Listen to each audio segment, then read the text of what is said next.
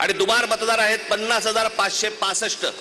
नाशिक लोकसभा मतदार आहेत 19,34,349 आणि दुबार मतदार आहेत 99,673. पुणे लोकसभा 17,12,242. दुबार मतदार आता आहेत तिकडे 1,02,002. हे ठाणे लोकसभा इथे दुबार मतदार आहेत 2,09,981. लोक म्हणतील की बाबा हे आकडे तो बोलून दाखवलेत, पुरावा कुठे आहे?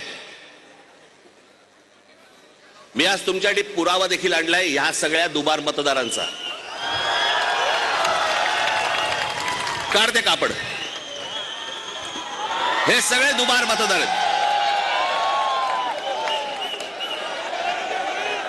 हे एवढे सगळे दुबार मतदार आहेत म्हणजे तुम्हाला कल्पना येईल महाराष्ट्रामध्ये काय प्रकारचा गोंधळ येतो. भारतीय जनता पक्षाचे पण लोक बोलतायत की दुबार मतदार आहेत, शिंदेचे लोक बोलतायत दुबार मतदार आहेत, अजित पवारांचे लोक म्हणतायत दुबार मतदार आहेत. अरे मग अडवलंय कोणी? मग हा निवडणूक घेण्याची घाई का करतात? साधी गोष्ट आहे, मतदार याद्या साफ करा.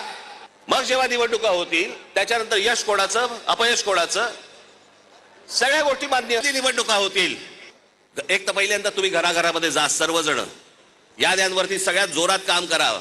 चेहरे कळले पाहिजेत, एकेका यादीवरचे सगळ्यांना चेहरे कळले पाहिजेत. ती माणसं तिकडे मतदार नोंदणीचे म्हणजे आपलं मतदाराच्या ठिकाणी बसले पाहिजेत.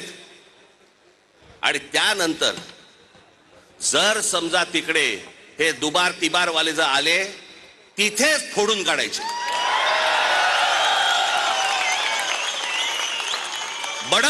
बडवायचे आणि मग पोलिसांच्या हातात द्यायचे. आजपासून तुम्ही सगळ्यांनी आणि प्रत्येक राज्यातल्या प्रत्येक नागरिकांनी ही जबाबदारी घेतली पाहिजे की मत चोर जिकडे दिसेल तिथल्या तिथे त्याला फटकावला पाहिजेच. लोकशाही मार्गाने फटकी प्रामाणिकपणाने कायदेशीर मार्ग अवलंबतो आहोतच. येत्या काही दिवसाचे सगळे पुरावे घेऊन आपण न्यायालयात जाणार आहोत. बघू न्यायालयामध्ये तरी आपल्याला न्याय मिळतो की नाही याची सुद्धा अर्जाबाबतची पडताळणी केली असता हा अर्ज आम्ही केलेला नाही असा अभिप्राय मिळाला आहे. त्या आधारे सदर अर्ज रद्द म्हणजे बाद करण्यात आलेला आहे. तर त्या अर्जदाराचं नाव आहे उद्धव बाळासाहेब ठाकरे आणि कुठून केलंय ते सक्षम नावाचं ऍप आहे. तर सक्षम नावाच्या ऍपवरनं हा प्रकार कशासाठी कोण करत होतं मी रितसर तक्रार केली की कोणी हे केलेलं आहे. याचा अर्थ असा की माझ्या नावाने खोट्या नंबरवरून ओटीपी काढण्याचा प्रयत्न झालाय. हे सगळं प्रकरण हॅक करण्याचा प्रयत्न झालाय आणि कदाचित माझ्या सकट माझ्या कुटुंबातील 4 जणांची नावं मतदार यादीतून बाद करण्याचा प्रयत्न केला गेलाय का हे आता आपल्याला शोधलं पाहिजे. मुख्यमंत्री मध्ये म्हणाले की लोकसभेच्या वेळेला राजकीय म्हणजे आमच्या विरोधी पक्ष म्हणजे आपण कोणत्या मतदारसंघात कसा लाभ घेतलेला आहे याचा पर्दाफाश मी करेन. मी मुख्यमंत्र्यांना तुमच्या सगळ्यांच्या साक्षीने आव्हान देतो आहे की तुम्ही आमचा पर्दाफाश कराच.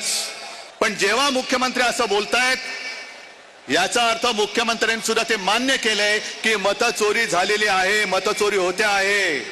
शोलेमध्ये एक डायलॉग आहे, दूर गांव में जब आधी रात बच्चा रोता है तो माँ कहती है सो जा नहीं तो. तसं आज तुम्हाला सांगतोय की आता जागे झाल्यात, जागे राहा नाहीतर ॲनाकोंडा आ जाएगा.